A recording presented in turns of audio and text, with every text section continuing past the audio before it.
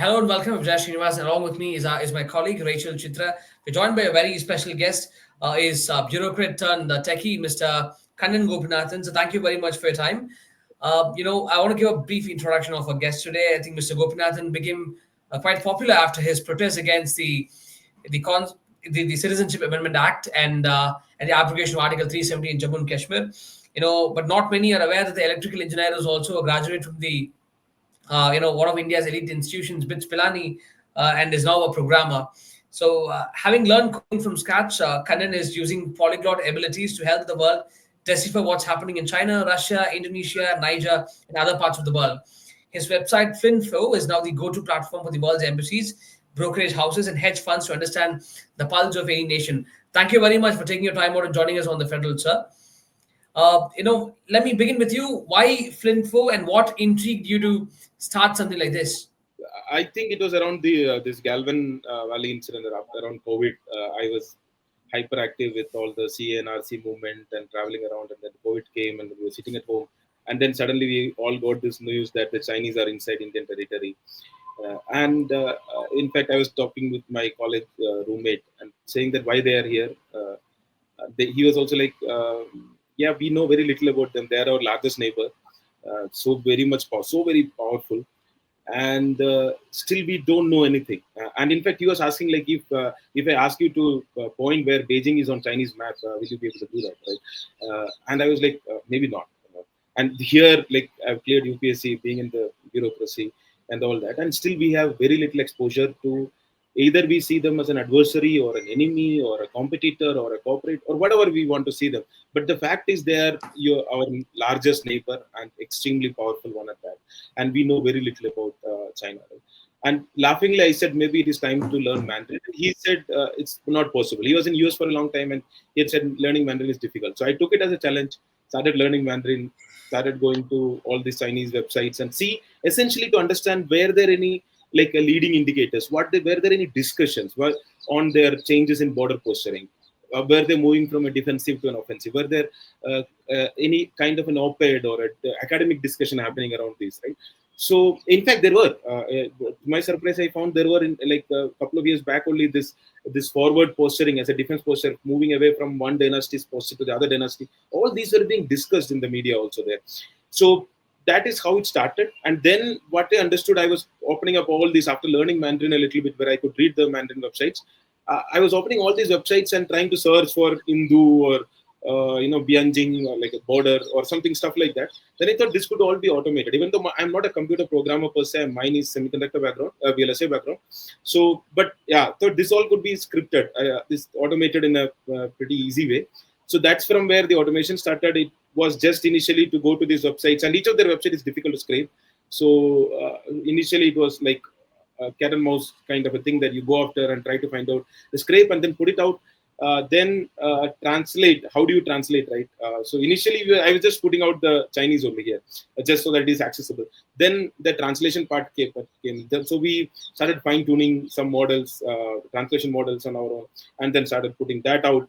So this suddenly became a large tech stack, and it became IndiaInChina.com. Then some people asked, why only India? We want to know like overall developments, like in different sectors. So especially particularly, I remember a pharma company called up and said, we are more interested in knowing what pharma sector is happening and what kind of developments are happening, because we are competing with China in pharma sector with many places, right? Maybe in Africa and other places. And they would like to know what APIs, what kind of thing they are doing.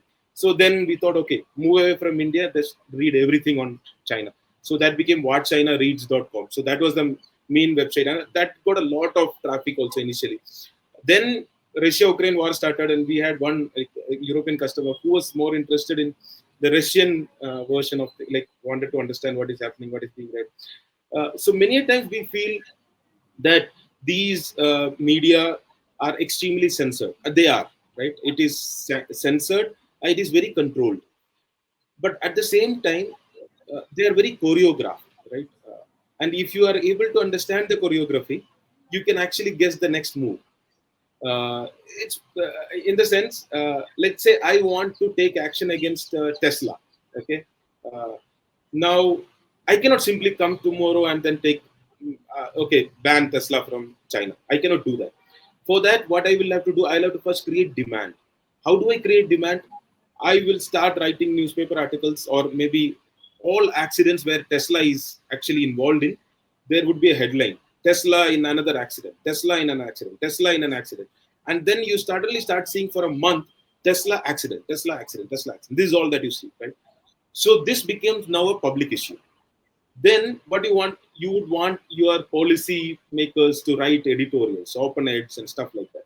Okay, Tesla accident rates are very high, there are regulatory things to be done, x y z, and this is a real scenario I'm telling, not on Tesla but on like things like Alibaba, or their private education apps like Byju's and Unacademy, etc. They used to have. So how they banned them, or it looked like they banned overnight, but no, there was a whole narrative created, then a demand created, then a solution offered by the so academics on the things, and then the government comes in as a response. Okay, now people need it, solutions have been discussed, government comes and implements or enforces it. Now, if you read only the government enforcement part, it's completely out of the shop. But if you are able to see the choreography, it's just but a natural conclusion of where it was going. This is where it is going, right? So that's, I think, somewhere also a lot to understand. The other part to look is, you cannot sanction everything. See, how much ever you censor, how much ever you want to censor, you can censor based on keywords, you can censor based on, but so much is published, so much of content, because you also have 1 billion plus people who are to be fed something or the other on a daily basis, and it is that narrative legitimacy that gives the legitimacy to the power, right? So unless you believe that, okay, whatever is happening is right, the power has no legitimacy. So that is where I think it's very fascinating, especially in the controlled environments, also to understand what is being written, what is being allowed to be written, or what is being encouraged to be written, what is being prevented from being written. All these are extremely fascinating and of great value, I would say, both from a political point of view, from a market intelligence point of view, or for a general informational point of view. Now, as we talk of narrative here, I want to bring your focus to India versus Pakistan. What has happened recently, and while we witness drone attacks and missile attacks here along the line of control, we also witness a barrage of disinformation campaign against India from Pakistan. Tell us, going with what has happened, the kind of data that you able to scrape via Flinfo, who has actually won the narrative war between India and Pakistan? See, here I have to do a bit of a disclaimer, because I'm more of a tech person into the Flinfo, right? I'm not a Okay, China expert or a Pakistan makes sense. expert, Yeah. right? So that has to be considered, whatever from being what I'm saying. I'm not a sector expert or a geopolitical expert. With whatever understanding that we have had, was that it is clear that almost across the world has accepted this, that India has struck, and it has struck targets that it wanted to strike in Pakistan, right? And that is well established. The issue is about what happened when, like, did we lose aircrafts? Did what Pakistan was claiming, that they have shot down Indian aircraft, Rafael has been lost, or Sukhoi has been lost, or Mirage has been lost, and there actually, uh, it's sad to say that India has not been able to push our narrative to any other country beyond India. So if we can take Russian news media, all the Russian news media are taking it for a fact that whatever Pakistan has claimed, or whatever Pakistan has provided is the fact. Of course, Chinese we know that. I don't think China and Pakistan were two different entities. I think that's also something. This hyphenation has happened. Earlier, we used to think of a two-front war, right? I don't know. It is so fused together.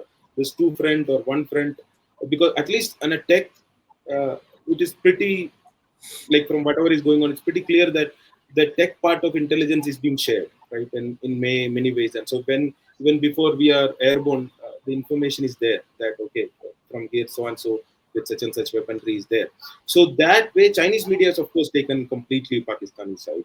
You take French media, even French media has written about the loss of Rafael, right? No, that's very strange. Ideally, they have the largest to lose. India is not manufacturing Rafael. India is a customer, right? India has bought Rafael. much more than for India to lose. Maybe if for us, if we have lost Rafale, it's fine. We'll go to another aircraft, or maybe we may make a better LCA and we move to LCA as our main platform, right? We will move. But for French, Rafale is their main defense export, but they're pushing, and even they. French media has written both in French media's English versions and in French media's own French language versions also. Both they have kind of accepted the loss. How many is again a question that is full of things. Yes, in terms of one part is very clear where the world has accepted is we have struck where we wanted to strike, right? Uh, the That's number of aircraft that are being lost, most of the world has gone with what Pakistan is claiming. Uh, at least from my that's right. media narrative, Okay, any media, any across the world that you take, that's right. even Persian media or Vietnamese media, or that you can actually come to Flinfo and just take do an analysis and a search, and you'll be able to see that. And of course, then what happened on the night, 9th, 10th, that both sides sending missiles, because once it's moved beyond the perfunctory sites using aircraft, we were using missiles. Right? So that again is a very difficult.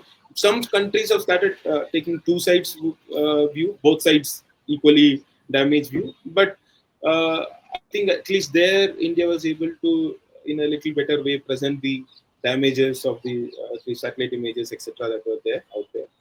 Yeah, but why we did not come out and taking it away slightly to the political spectrum, why we did not acknowledge if you have lost, we have lost on the first day itself. Because this is where the whole world became more curious to know. Because one side is claiming they have shot down our aircraft, and we are saying nothing. So now everybody is curious. What is actually the truth, right? If you would have come out and said, yes, we have lost, even if we lose another 40, we will strike where we want to strike. If we may lose another 400 also, we'll still strike, right? What we will do, we will do.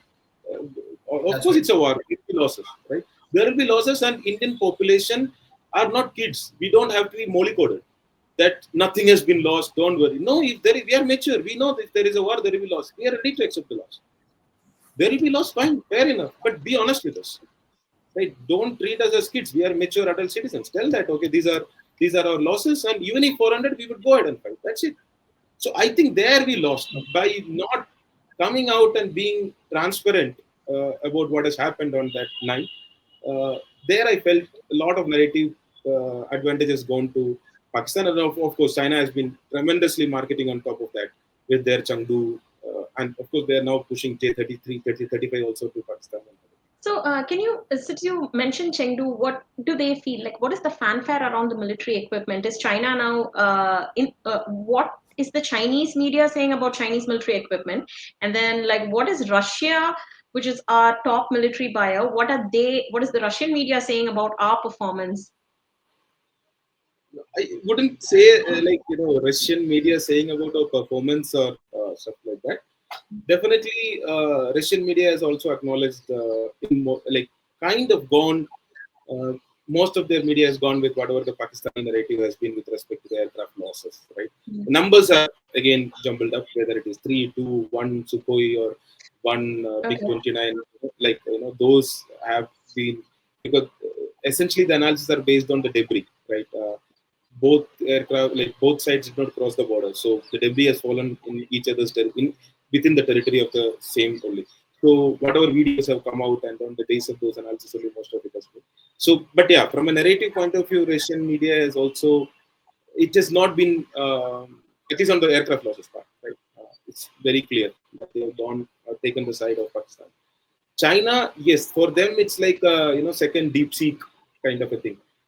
We are telling to the world that when deep seek came, suddenly everybody was like, oh, like the understanding was that Chinese are only good in cheap duplicates, right? Essentially, that is what a large amount of masses have been led to believe, right? That they are good in the cheap duplicate stuff. But suddenly DeepSeek came, and then it started competing with OpenAI and that with almost incomparable rates. So everybody was like, "Wow, what is this? These guys are actually doing things which others in the cutting edge is doing." Similarly, this now Chengdu J10 is being, like it's like another aha. Okay, we have something for the world, right? And that is actually being written. In fact, more than Pakistan, that thing is being written. If you actually read the English language news only, be it Bloomberg, be it take it NYT, take France 24, any of them, they're all writing about how the Chinese weaponry has been proven to the world, right? So essentially, it looks like China using Pakistan as a test, or maybe as a claim to fame for their weapon Is it platforms. like their trial? Like, you have these Yeah, air I think trials, so. air. Okay. Yeah, yeah. They were able to tell, and of course, they are now saying Indonesian thing on Rafael, whether that will go ahead or not. Egyptian. So everywhere, suddenly this buzz has been there, right? Uh, it was difficult for a lot of weapon manufacturers because everything was based on just exercises or aero shows or stuff like that. With Russia, Ukraine, and then this India-Pakistan short wars are actually extremely useful for them to show their weaponry and tell them, okay, how good we are. So similarly, Russia is extremely proud of their S-400, right? In fact, they're pushing for more, and in fact, that has gotten a very good coverage. At least India's air defense, based like with the S-400 with this center, has gotten a very good coverage in the Russian West media, and that is actually being pushed out further. So yeah, Yeah. each Okay. countries have at least this, except for I think that one night, and for whatever reason we went into a shell and we did not Mm. want to acknowledge whatever. Maybe we were shocked. I don't know. We were not ready to acknowledge what happened.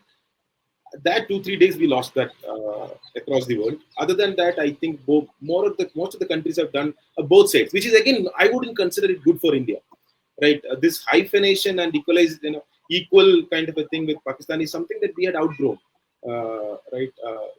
While we delineated Mm. from Pakistan, we wanted to be hyphenated with China, right? So Indo-China was the point, right? We should be hyphenated with China because it's always good to be compared with somebody who is at least economically better than you, so that you're actually it's like you better to compare with somebody who's doing better than you in the class, right? So Sure. that hyphenation, re-hyphenation, uh, at least for the military aspect of it, or from a geopolitical aspect of it, right? Everybody is now suddenly talking, right? India, Pakistan, India, Pakistan, India, Pakistan, India, Pakistan. Right? Right. Where in fact we were not, we had pulled ourselves ahead in a lot of ways, right? So Mm. yeah. Got it. So I remember, like in an earlier conversation you had. First, can you tell us how many languages Flinfo today handles, and also being able to read Mandarin or Arabic or Russian and or even French, because this is not just the French media from France, but you're also covering the Francophone Africa, which for many of us English speakers is a complete like dark world that we have no access to. So during the Russia-Ukraine war, you specifically said that now there is a narrative shift. You particularly pointed to the Nord Stream pipeline and you said nobody's buying the story that Russia blew up its own asset. So Yeah. can you tell us how the global South's narrative has widely different from the Western narrative, and why Flinfo is proving to be a pivotal point in that? No, I'm not sure about Flinfo being a pivotal point, or Flinfo is just a window to what is happening. These narrative worlds exist out there, right? It's just that Okay. we have not pushed that door, or we have not opened that window. We just kept it like that, and we are more attuned to reading what the West is writing, or English media. That's our familiarity with, right? So whereas when you start reading these various, be it Russian, be it Vietnamese or Persian or Arabic or this French based out of Francophone Africa or any of those, then you see that like not all media are just a duplication or a commentary on an English media article. A lot of original articles, original analysis. In fact, a lot of African, very original analysis on Africa actually comes out in Arabic media, especially the North Africa, right? Because of Arabic language and other. Lot of original, like extremely. What is going to happen in Sudan next year? I remember reading in an Arabic, and it's kind of followed the copybook, like whatever it was written there. So having access to this, and at the same time being able to understand, they all do their own propaganda, right? All the languages essentially or media are their propaganda, right? So China will do their, Russia will. So that part is there, and once you're able to understand that, you don't believe that. It's less like in India also, the media does a propaganda for that. But of course, it's an entirely different level. That once you are clear of that, it's very useful, extremely useful. You shouldn't be blinded or blindsided by the flashy stuff. Beyond which, once you go in and start digging into it, I think tremendous insights going there. And yeah, earlier Could you give us English. a specific example? Like, okay. Yeah, no, I was telling earlier the English media had kind of this narrative dominance, right? So the West dominance was also, of course, we could say the dollar, or you could say the military or stuff like that. But it also had this narrative dominance. Something had come in NYT, or something had come in a Washington Post, or something like that. Then you would not doubt. You would like, okay, lot of research must have gone into it, and then only this would have come. So there is an acceptance when it comes into the certain Bloomberg or XYZ, right? So that has been lost. That, especially with Ukraine-Russia war, that has been completely lost. Because what happened, the West was only writing on one side, because they were so ideologically committed to the Ukrainian cause, right? You can be one-sided by being honest also. You don't have to be in your mind crooked, or trying to be smart, over smart, to do one-sided. You can be completely honest, but you're so ideologically committed to that cause, you start writing only one thing. So I remember reading entire Western articles which will only say so many Russian losses, so much Russian losses, so much Russian losses, so much Russian, as if Ukraine does not have any loss. There is nothing mentioning in, okay, what is the loss in the Ukrainian side, right? There is. So, and this is actually at that point of time, if you read Western analysis on the Russia-Ukraine war, you would feel that Ukraine is actually winning the war. You would feel that so much has been lost, right? So much. And then you read a Russian analysis or a Chinese analysis, or any other media for that matter, you would get a completely different picture, on what is actually, and that is actually, for me, that suddenly I realized, maybe what you read, they're right on what they're writing, but that's not the complete thing, right? It's part, and which part to miss, which part to omit, which part to include, which part to be silent. So those are all, again, editorial decisions, or ideological decisions which come into it. You can be completely honest by omitting which are inconvenient to face. So I wanted to know what lesser-known country narratives you've unearthed because of Flinfo, and what should Indians be aware of when it comes to an information war against China?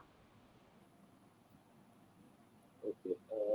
So again, Flinfo doesn't, I would say, determine my views on a lot of things. Right? I would say, like, I had views on my country much before Flinfo came in, and very strong views on what India should be, or how Indian media space should be.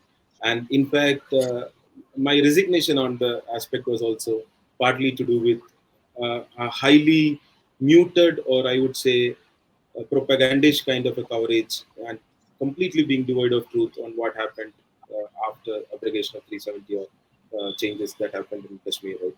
So we were telling that all the Kashmiris are distributing ladoos. That is what we were showing our people, right? Which was so devoid of, like, which is no link to the truth, and we all knew that. But that is what we chose to share with our public. So, in fact, why I would say that was important for me, in 60s, we have bombed a place called Mizoram. Right? Of course, we don't acknowledge it as such, but there were aerial bombs that were dropped on Mizoram. The insurgency was going on.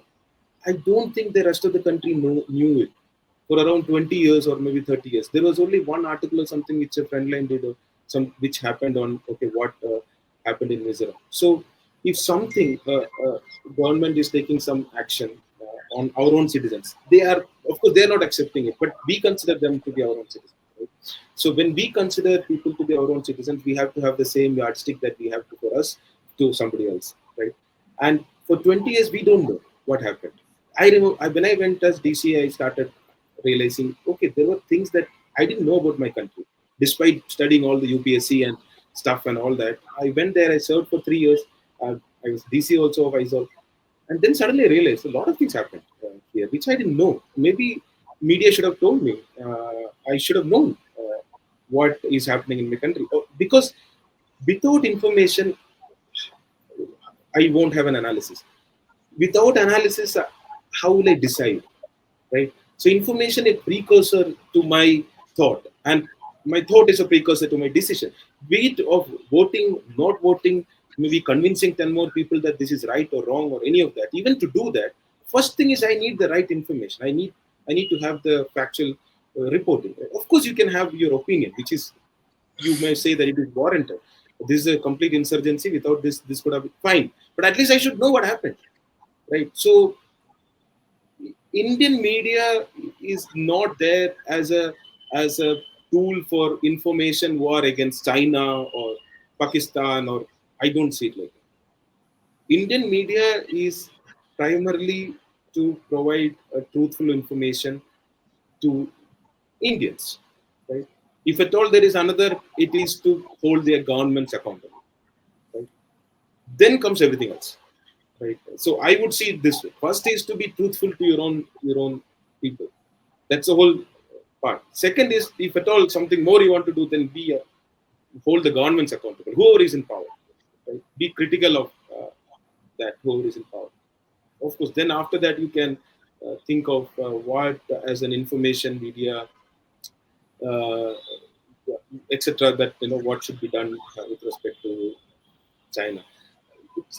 With respect to, again, China, you have to understand China is a closed space in terms of narration. So we control a lot of stuff, right? What goes into their information domain. Even when Galwan incidents happened, the whole thing was that in their news media was that India was the aggressor.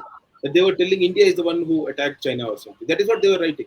They had come sitting on Indian soil and they're writing that no, India is the one who's the aggressor. And the whole population believes that somehow we attacked them, right? And that is why they had to do all that they had to do, right? So that's a whole. I don't think we can be that immune to the rest of the world as China is, and I don't think we should be. That matter. We both have different kind of demography, and we both have, as civilizations, survived for thousands of years by being different. We don't have to be similar to survive. We can survive. We can survive and we can thrive, but by being ourselves. So India has its own characteristics, just like China has its own characteristics. You can say Chinese characteristics.